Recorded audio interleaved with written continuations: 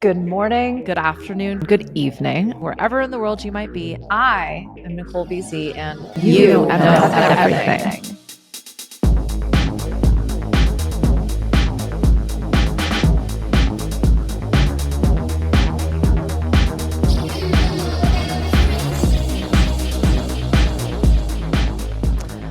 Depending on when you're tuning into this episode, it might hit home a little hard. I am recording it at the end of 2023, aiming for it to come out at the beginning of 2024, which is often a time we are doing a huge reconnoiter, right? Like we're reviewing the year before, we're looking at the year ahead, we're trying to figure out what's working, what's not, and ultimately, why the fuck is nothing changed?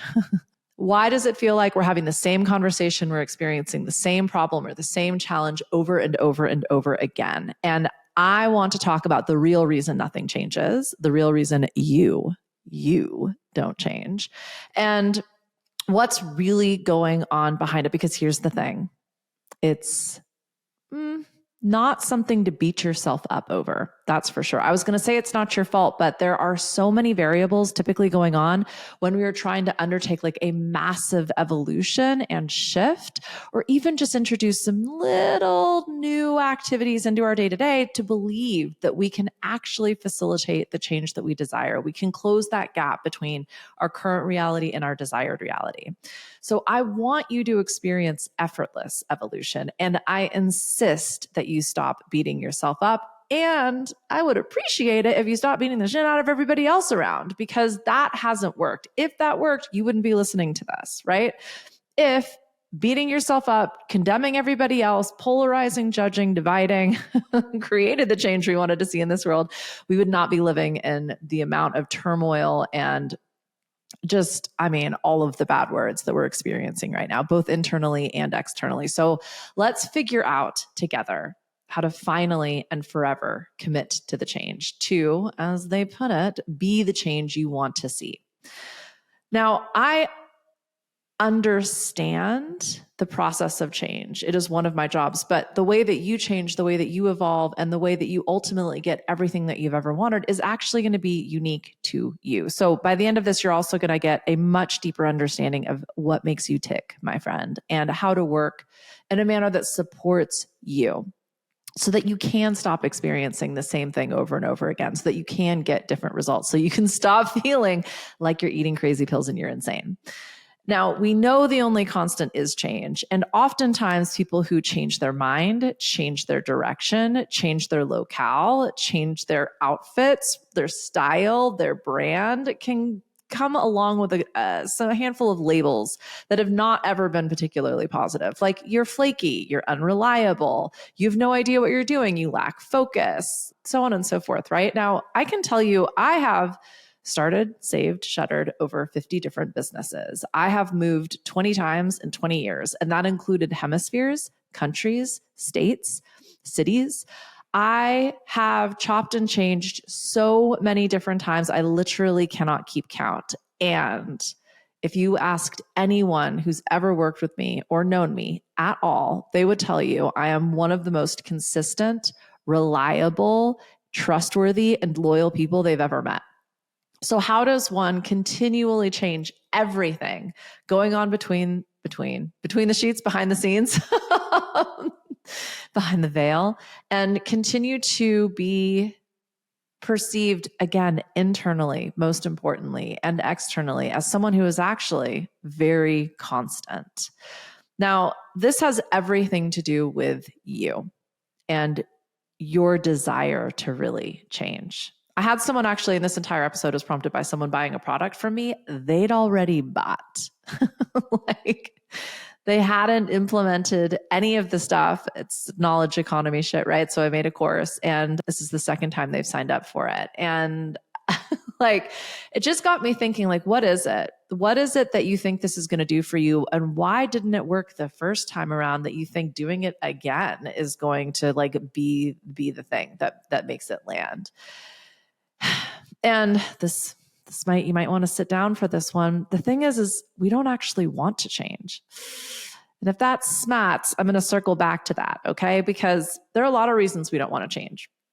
Some of them might feel good. Some of them might feel bad. Some of them might feel triggered. Like you've got a lot of shame and trauma, baggage around that particular thing, right? So we are going to get not just through this episode together, but to the other side of this conversation where you're going to walk away with, as per usual, some tactical tips and strategies that you can use in your day-to-day to ensure that if you desire change, you are on the right path for you to get you where you want to go.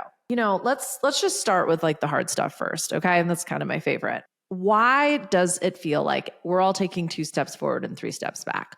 Why does it feel like every time you go home, nothing's changed? Why do you sometimes say, I'm going to, make this big shift in my life and it lands, but then like a lot of the other times it just doesn't seem to connect? Well, my friend, the first and foremost reason why change doesn't stick and we don't ultimately experience change is we don't want to. Now, I don't mean that in terms of like you're lying to yourself or you're deceiving yourself or that you're incapable of making these shifts. The reality is that the only reason any of us are doing anything is to get what we want. And we are simply doing our best to get it. Now, obviously, if you repeat the same thing over and over again, everybody said that enough, right? But like we actually really underestimate how we're using and applying the same skills, the same knowledge, the same connections, the same resources to a situation that we want to change. And we are expecting different results. And then we get disappointed. And then that's where this disbelief that you can even facilitate and stick to and see through the change in the first place comes from. We repeat that enough. And on a level, we never believe that this is actually going to happen. I remember I did Andy Frisella's 75 Hard. That's what it was called. And when I agreed to that, it's simple. It's 5 shifts over 75 days. One's typically diet. One is kind of mindset and empowering. You're supposed to read like, I think 10 pages in a book every day.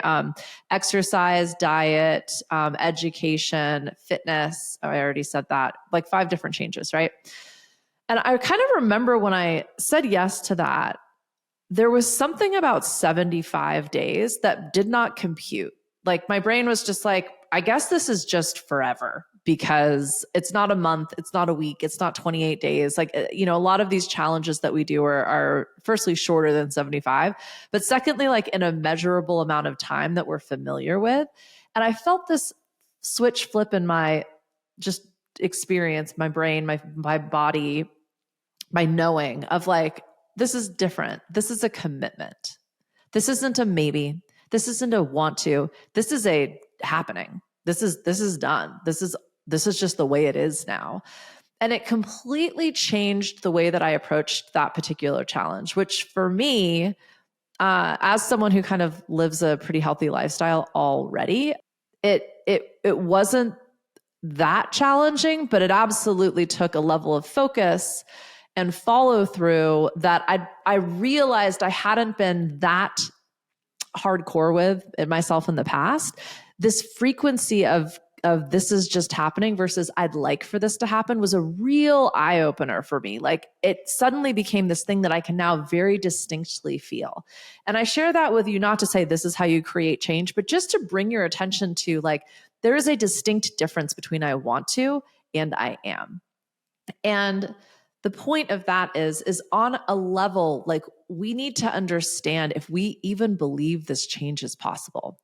And there's a couple different exercises I walk people through with this particular understanding, but I mean, I just encourage you to hit pause and ask yourself, do I really think I can do this? If the answer is no, there is no judgment in that. That's what we're going to spend a lot more of this episode talking about is like the realities of facilitating change. I mean, there's a reason, there's an entire module at the Harvard Business School called change management, right? Like this is not an easy thing to do. It is simple, but not easy. And once you understand your own system for it, you can do it over and over and over again. That's what makes it simple. And you will be able to take on bigger, more ambitious change, which will significantly impact your life. But first things first, you just need to believe you can do one thing. It doesn't matter how big you perceive it to be or small. Once you build up that confidence and that consistency, you will become more resilient. And that's when you start taking on bigger challenges. So Let's just start with building that resilience and confidence now, because I guarantee you have changed a lot. Like, I'm assuming you're of a certain age that you're even participating on this platform and watching material like this, and you've already been with me for about 10 minutes now. Like, it took unbelievable miracles to get you here. And we never really give ourselves credit for that because it just feels so normal and so basic. But that's where this consistency and this resilience and this confidence literally comes from. Goal setting theory talks about we literally need to take small steps and recognize each step along the way. Like, if you've ever seen a baby learning to walk, mama's not like sitting on the couch on her phone, like, yeah, keep walking. Like, the baby takes one step, falls over, and it is as if that child just got awarded a Nobel Peace Prize. Like, oh my God, you're walking. And like, everybody's celebrating, the baby's laughing and the mama's crying. And it's like this huge deal, which if you acted like that every time you took a step, people would think you were having a psychological break. So you can see how this reward teaches anybody that they can keep going, that they did a really great thing, and to try it again. As an adult, let alone as a business owner or as an entrepreneur, ain't nobody patting you on the bum and telling you you're doing a good job. I mean, you can submit for awards and like blah, blah, blah, external validation, but we all know those are pay for play anyway. So I digress. The point being, you need to learn how to reward yourself in order to take on bigger risk. That's it. It's really simple. So it's not blowing sunshine up your skirt. It's not bragging. It's not being silly or stupid. And I used to think it was letting myself off the hook. I used to think that was for weak and stupid people. Used to be a little bit judgmental. When we celebrate our wins, we take on bigger risks. We play bigger games. We put ourselves in more precarious scenarios because we recognize we've done this before, we can do it again. And the only way to get there is to teach yourself that. That's how you create that consistency, that reliability, that focus, that follow through. Is you're like, I've fallen off the wagon a few times. I always get back on. Not like, and now everything blows out and I just lay on the side of the road in a ditch forever until somebody else picks me up again, right?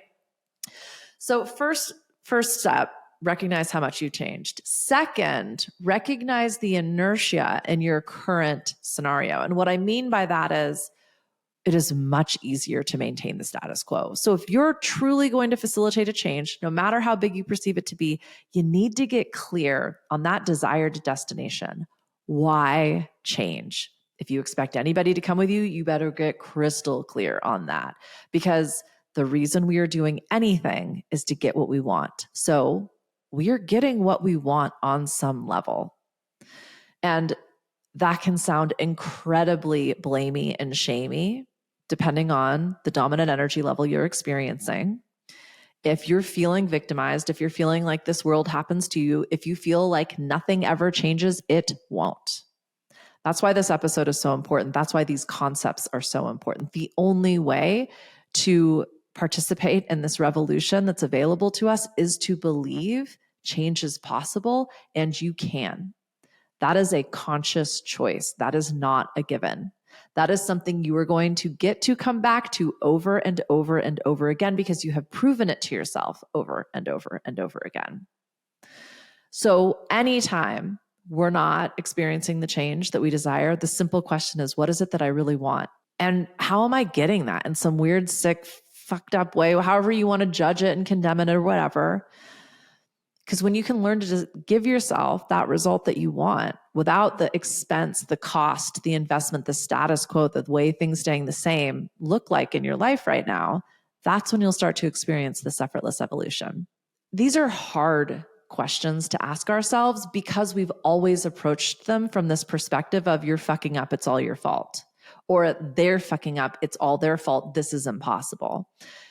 Either one of those perspectives will make change impossible. 100%. You were correct. And this is where it becomes a self-fulfilling prophecy. So I'm going to now talk about a handful of things I think you can do right now that are for the most part free. So this isn't going to be some like big, huge 75 hard. I mean, that's free as well, but like, you might need to buy some things in order to participate. Anyhow, you can be the change you want to see. And that starts by shifting what's happening in here. So that is the first question I'm going to ask you is, what's the story you're telling yourself? It's impossible. Good luck with that. I've changed in the past. I can change right now. Now we're talking, right? So when you think about the things that you'd like to shift, I have no money. I'm not very fit. I'm too old, so on and so forth. The real thing that's going on is what that means to you. I'm too old, so I can't get on social media, so I can't build a following, so I could never be influential, and therefore I will never be able to sell anything, so I can't have my own business. Okay, I'm not arguing with you on that, but I am going to ask you how you can create success and how you can create the change that you want. I should say the success and the change that you want with that narrative. So then we can do some of Byron Katie's The Work. We can do some reframing. We can do some perspective shifts. We can dial that particular goal back. We can find some examples that disprove that particular theory. But really what that means is I can't be successful. That's the narrative that we're telling ourselves, right? So it's important to kind of like get to that core issue. And then I would encourage you to go back to when you very first experienced that. So maybe you were a child and you messed up and it was public humiliation and name and shame. And that taught you to hide. And when you hide, you're safe. And when you're safe, you can create by yourself. And then you can do things that you're really proud of. And that brings you joy and resilience and happiness and pride. So that's what it is that we're doing and seeking, right? We're hiding to get the joy and happiness and success and pride and all of those things. What if we could do it without hiding? What might that look like? Just pretend. I'm not telling you have to believe any of this. That's the change that I talk about when I say behind the scenes. If you step these activities out with just this willingness to see, the goal of this is to experience some joy and pride and happiness and safety in my work. Let's see if that's possible. So another question to ask yourself is, how possible do I think this is? And maybe with your eyes closed, maybe while you're journaling, kind of up to you, envision a measuring device like a speedometer or a thermometer, something that's going to go from 0 to 100. And just, how possible do I think this is? Do I see a 70? Or maybe a 30? If you're trying to create from that place of 30 degrees or 30 miles per hour, it's going to be very, very challenging. And so that gives us a little bit of insight into what's like really going on, maybe up here and here. I'm pointing at my head and my heart to start to kind of unpack, okay, well, I don't even think this change is possible. So let's start there. Let's reframe this particular commitment to believing in change. And there are a bunch of different ways you can unpack that and explore that so that you can at least start with belief this is possible and then introduce the habit and the shift from there. So we've talked a little bit about the resistance that can happen behind the scenes, which is just obviously going to make everything else more effortful. The existence of fear is not as meaningful as most of us make it. When something goes bad, when our plan of attack doesn't go according to plan, when we experience a fuck up or a mistake or a problem, we automatically jump to this is bad because, and then we assess and attribute blame. Now, all of that, again, could very well be true, but that's still not taking action. That's not creating change. That's not going to ultimately solve the issue that we're trying to solve. So I like to just kind of recognize and consciously compartmentalize, which means I'm choosing to just set this stuff aside until I'm actually in a place and I have enough confidence in the skills to really break down why I always jump to blame. I'm just going to let that be over here. I'm going to recognize there's some blame, there's some fear, there's some resistance going on.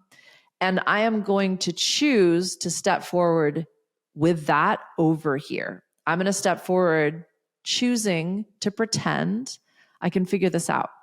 I just don't know how yet. And it's because I don't know how that I haven't figured it out yet, but I'm choosing to believe that I can figure it out. So I'm going to continue trying, right? And what if falling off the wagon doesn't mean that this is done? And yeah, it could have every other time, but this is the time it's going to change. I don't have to believe that yet. I just get to choose to believe and pretend and see what happens. Experiment. That is my number one strategy for all of this stuff is make it an experiment. I was reading on social media the other day, someone was talking about like make everything play. And someone responded, well, what does play mean? When you're playing, you're not committed to the outcome. You don't expect it to look perfect. You might not even know how to do it. You're making up the rules as you go along and you're enjoying yourself. Like you're probably getting a little lost in the activity. You're not paying attention to what time it is, or you don't want the thing to end. Like imagine approaching everything like that. You don't know what the outcome's going to be, so you don't really care. You're not concerned about making it perfect. You're just having fun. You forgot what time it was because you're enjoying yourself so much. And like whatever this looks like, it's actually just doing it. That's the whole goal, right? Like when you play, I mean, as grown-ups, it's probably a long time since we've had like a play date, but I know with your closest friends or like maybe your favorite gaming community or like going outside into nature, sometimes there's just a start and stop time. We might even need to set an alarm to remind ourselves, and we hit snooze 10 times. Like that's what play feels like IRL. And you can apply that same skill set to change and evolution. So lastly, understanding what makes you tick. And I've talked a lot about this, but truly knowing what motivates you. We are not all motivated by the same thing. Okay. And our motivations will change as we reach certain levels of fulfillment in that experience. So when you're in love, you're not seeking validation and connection and trust and harmony. You're getting all of that. You might be shifting focus to money because you want to go on vacation and you want to go on adventures and you want to do new things, and that all costs something. Concurrently, if you have a bunch of money, you might feel like, well, I'd really like to be able to enjoy this with the people that I love and bring my family along or fly some people in for this, right? Like understanding what your motivation is and then tying that into this change that you're trying to facilitate. I cannot overemphasize how important that is. And I know it sounds really obvious, but then why haven't you created the motivation to experience the change you desire? And my guess is we've probably attributed the wrong descriptor to what it is that we want. Because if it's money, if it's power, if it's health, if it's fame, if it's beauty and security, those tend to be the 7 motivators for humans. Like, and we think, well, power is I'm the CEO and I have a bunch of people saying yes to me. My guess is that you feel unstoppable. You feel supported. You feel like your ideas can come into this experience because you have the expertise to make it possible. Anything is possible. Like this creative play and vision, like that's the thing that we're really looking for, right? Getting super clear on what motivates you right now. This is why like when we have like an event that we're going to, we suddenly hit the gym every day because that like public facing appearance motivates a lot of us. And I'm not here to critique or judge what that motivation is or where it comes from. What I am suggesting is you harness the fuck out of it and you ride that bad boy into the sunset as fast as you can, recognizing like that's going to work for this. That's where we then get to this replicable, repeatable strategy and process. As an example, like accountability. Accountability is very important to me both ways. If you tell me you're going to do something, I expect you to do it or hold yourself accountable and let me know it's not happening. That's fine. I will do the same for you. And I know that I will show up in a way that makes myself proud when I promise somebody else I'm going to do it. I don't have the same accountability with myself. I used to have so much shame around that. Now I just recognize that's one of my weaknesses, and that's okay. I am who I am. And I love who I am. And I am not perfect by any means. I've got some gaping fucking holes when it comes to my personality, my productivity, my ever sort of evolving health and fitness experiences. I like to party. So I discovered a few years ago when I accept me for who I am and I love every single bit of it, I am so much more able to create these success strategies because they support who I am fundamentally. And by putting in a few steps along my journey that ensure I'm going to get the support that I need, I'm going to have that carrot dangled just far enough ahead that I keep going to get it. And if I get it, I see something else that I want just as badly right up ahead. And so as I'm nomming on that delicious, rewarding carrot, that analogy got away from me. I am both celebrating myself and excited about what's around the bend, because I promise you it can just keep getting better. And you can continue to create and evolve and change and experience everything you desire. And this is all about not just closing that gap from current to desired reality, but actually enjoying the tinkering and the figure outing along the way. Because ultimately you're saying like, this is exciting. And I don't know how I'm going to do it yet. That's the whole point. If you knew how to do everything, you'd be bored. And that might be one of the reasons you want to figure out some change is you're bored right now. You feel stuck. You can shift. You can evolve. You can change. And if things are feeling stuck, I encourage you to ask yourself some hard questions.